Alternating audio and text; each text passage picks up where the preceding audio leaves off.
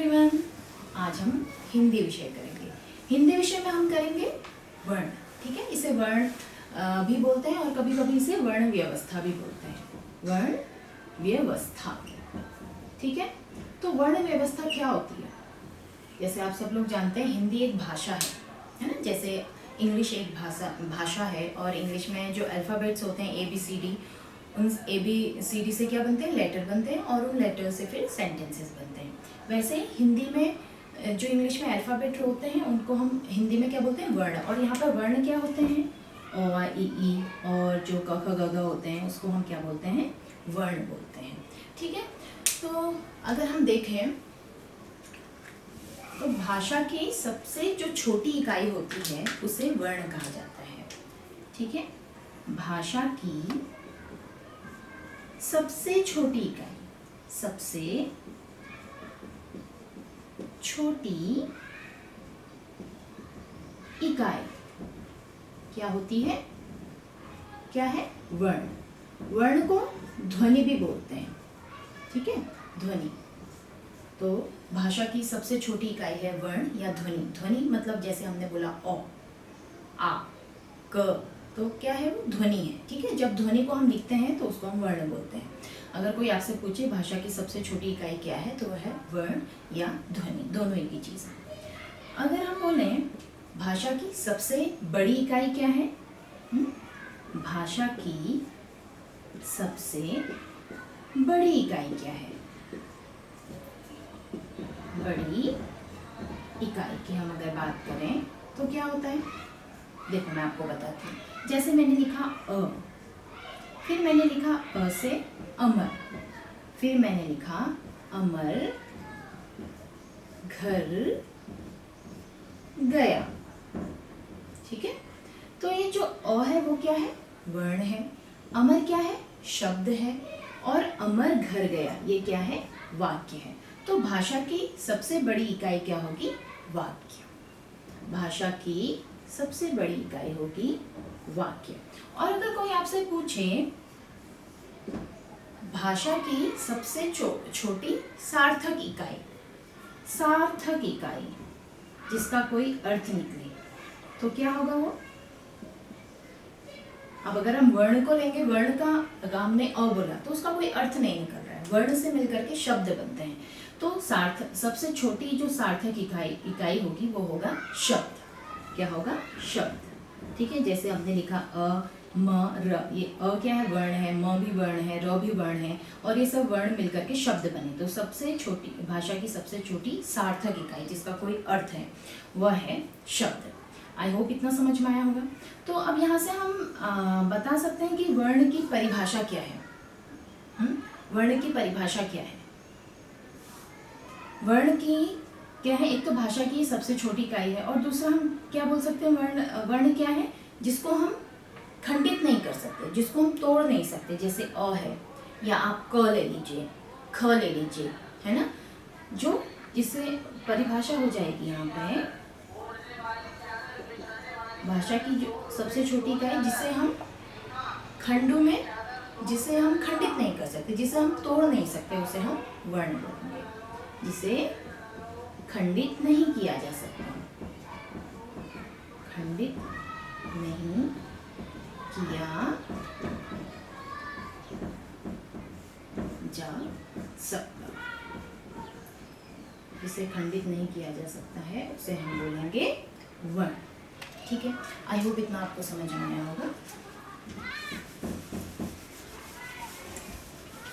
तो अब हम देखेंगे वर्ण कितने प्रकार के होते हैं। अच्छा, उससे पहले हम देखते हैं कि वर्णमाला क्या होती है। ठीक है, कभी कभी ये भी पूछा जाता है कि वर्ण व्यवस्था तो आपको समझ में आ गया, अभी वर्णमाला। वर्णमाला है ना, माला क्या होती है? जो हम गले में पहनते हैं, है ना, माला। ठीक है, तो ऐसे वर्णमाला क्या होती है? वर्णों का व्यवस्थित रूप वर्णमाला कहलाता है। ठीक है, ऐसा नहीं कि हमने रैंडमली कुछ भी बोल लिया, क बोल लिया, फिर ग बोल लिया, फिर आ बोल लिया, ई बोल लिया, नहीं। ठीक है, वो व्यवस्थित रूप नहीं है वर्णों का। तो वर्णमाला क्या होगा? क्या होगा वर्णमाला? वर्णों का व्यवस्थित रूप वर्णमाला है। वर्णों का व्यवस्थित रूप, वर्ण का जो व्यवस्थित रूप है उसको हम क्या बोलेंगे? वर्णमाला। ठीक है, अब नेक्स्ट आता है वर्ण कितने प्रकार के होते हैं। ठीक है, वर्ण के प्रकार। वैसे तो आप सब लोग ये चीज़ें थोड़ी बहुत आप नर्सरी से सीख के आते हैं, नर्सरी, LKG, UKG, है ना, 1 2 3 में भी आप पढ़ते हैं।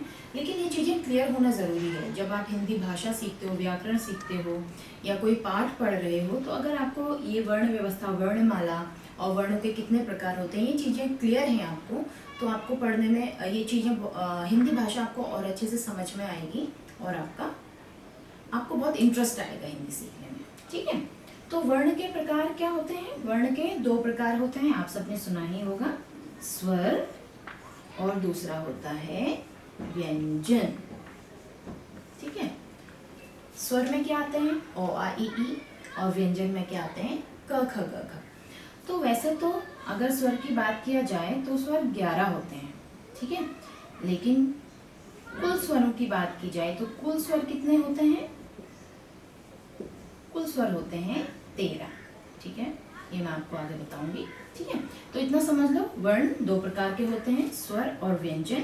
स्वर जो होते हैं, वैसे स्वर अगर पूछा जाए स्वर कितने होते हैं तो 11 होते हैं। अगर पूछा जाए कुल स्वर कितने होते हैं तो 13 होते हैं। इसमें मैं आगे आपसे डिस्कशन करूंगी, मैं बताऊंगी आपको। दूसरा है व्यंजन। व्यंजन कितने होते हैं? 33। और अगर कुल व्यंजन की बात की जाए तो कुल व्यंजन, जैसे स्वर में होता है कुल स्वर 13 होते हैं, ऐसे ही कुल व्यंजन कितने होते हैं? 39 होते हैं। ठीक है, तो आगे देखते हैं इसे। तो अभी हम वर्ण के प्रकार में सबसे पहले लेते हैं स्वर। क्या लेंगे हम लोग? हम लोग लेंगे स्वर। ठीक है, स्वर।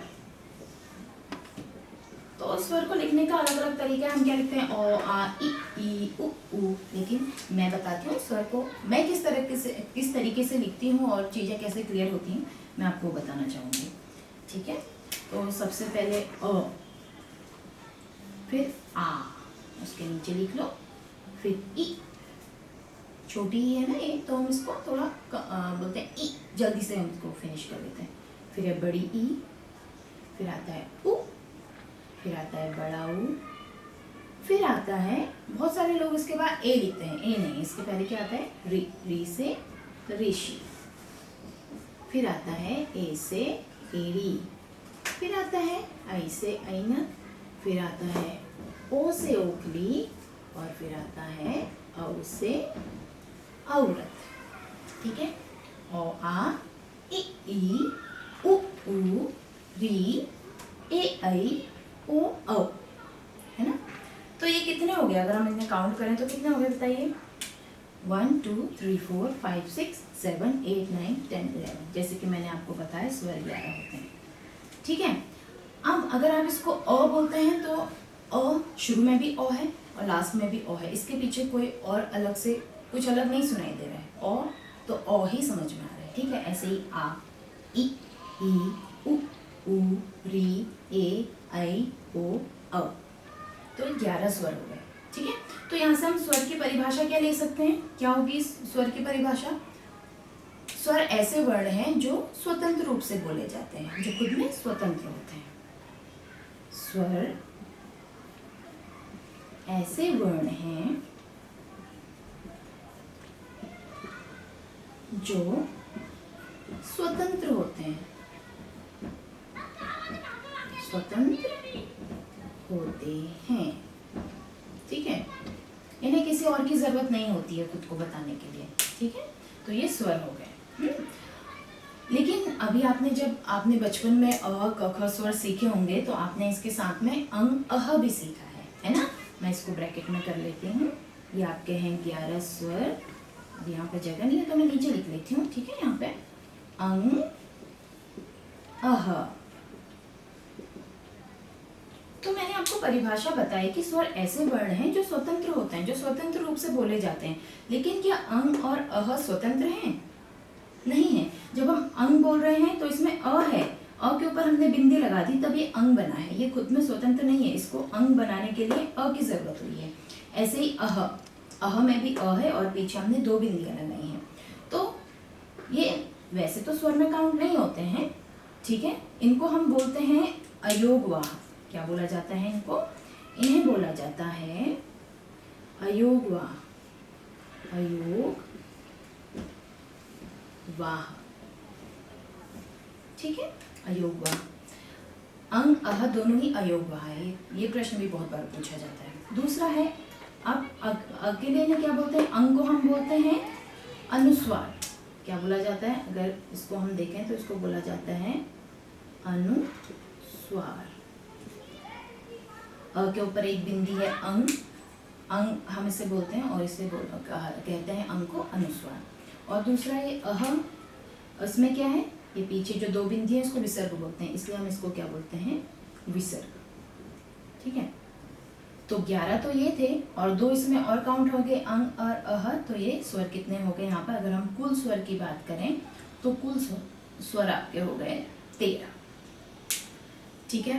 तो आई होप इतना आपको समझ में आया होगा। वर्ण व्यवस्था में सबसे पहले हमने सीखा कि वर्ण क्या है।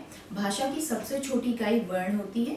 वर्ण को ध्वनि भी बोलते हैं, ध्वनि वर्ण दोनों एक ही है, ठीक है। इसमें कंफ्यूज नहीं होना है, क्योंकि जब हमने बोला तो ये क्या, मैं बोली तो ये ध्वनि है, जब हम इसको लिखते हैं तो ये वर्ण है, ठीक है। तो भाषा की सबसे छोटी इकाई वर्ण है और भाषा की सबसे बड़ी इकाई क्या है?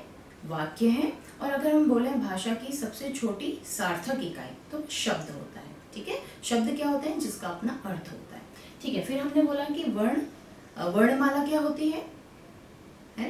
वर्णमाला क्या होती है? वर्णों को जब व्यवस्थित रूप में रखा जाता है, लिखा जाता है, तो वहाँ उसको वर्णमाला बोलते हैं, व्यवस्थित रूप, वर्णों का व्यवस्थित रूप। फिर हमने बोला कि वर्ण कितने प्रकार के होते हैं? वर्ण 2 प्रकार के होते हैं, स्वर और व्यंजन, ठीक है। फिर हमने डिस्कस किया स्वर क्या होता है। स्वर ऐसे वर्ण हैं जो स्वतंत्र होते हैं, खुद में स्वतंत्र हैं, उनको किसी और की जरूरत नहीं है बोलने के लिए, ठीक है। और तो स्वर होते हैं कितने हैं? 11। लेकिन जब हम कुल स्वर की बात करते हैं तो कुल स्वर 13 होते हैं, ठीक है। और अंग अह स्वर में भी काउंट होते हैं और इन्हें बोला क्या जाता है? अंग अह को अयोगवाह। तो 2 अयोगवाह होते हैं और अंग को हम अनुस्वार भी बोलते हैं और अह को विसर्ग बोलते हैं। तो 11 + 2 कितने हो गए? 13, ठीक है।